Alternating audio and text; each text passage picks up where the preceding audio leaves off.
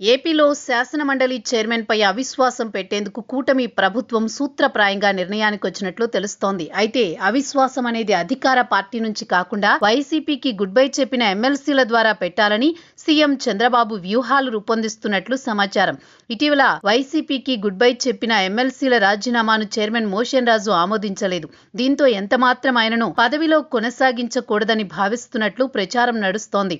అందుకే ఆ ఎమ్మెల్సీలతోనే అవిశ్వాసం పెట్టేందుకు సీఎం చంద్రబాబు ప్రత్యేక వ్యూహరచన చేస్తున్నట్లు తెలుస్తోంది. వైఎస్ఆర్ కాంగ్రెస్ పార్టీకి చెక్ పెట్టాలంటే ఆ పార్టీకి రాజీనామా చేసిన వారితోనే చేయాలన్నది ఒక ఆలోచనగా సమాచారం.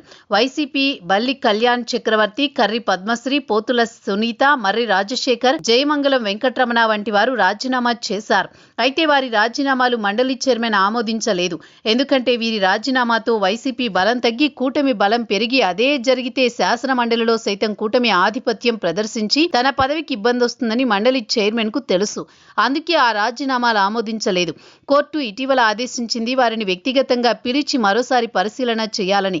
అయినా ఎమ్మెల్సీ జయమంగళ వెంకటరమణ వ్యక్తిగతంగా హాజరైన శాసన మండలి చైర్మన్ ఎదుట అయితే ఆయన చెప్పిన కారణం సహితంగా లేదని మరోసారి రాజీనామా ఆమోదించలేదు. వైసీపీకి చెందిన మోషన్ రాజు మండలి చైర్మన్ గా ఉన్నారు. మరోవైపు శాసన మండలిలో వైసీపీ బలముండడంతో పార్టీకి ఎక్కువగా అవకాశం ఇస్తున్నారు చైర్మన్. పైగా మండలిలో టీడీపీ ప్రభుత్వానికి వ్యతిరేకంగా ఇబ్బందులు వస్తున్నాయి. ఈ క్రమంలో మోషన్ రాజును చైర్మన్ పదవి నుంచి దించేస్తే మేలన్న నిర్ణయానికి వస్తున్నారు. ఆయన ఎమ్మెల్సీ పదవీకాలం 2028 వరకు ఉంది. అందుకే ఇప్పుడు వైసీపీకి రాజీనామా చేసిన 5 ఎమ్మెల్సీలతో అవిశ్వాసం పెట్టేందుకు ఓ ప్రణాళిక రూపొందిస్తున్నట్లు తెలుస్తోంది.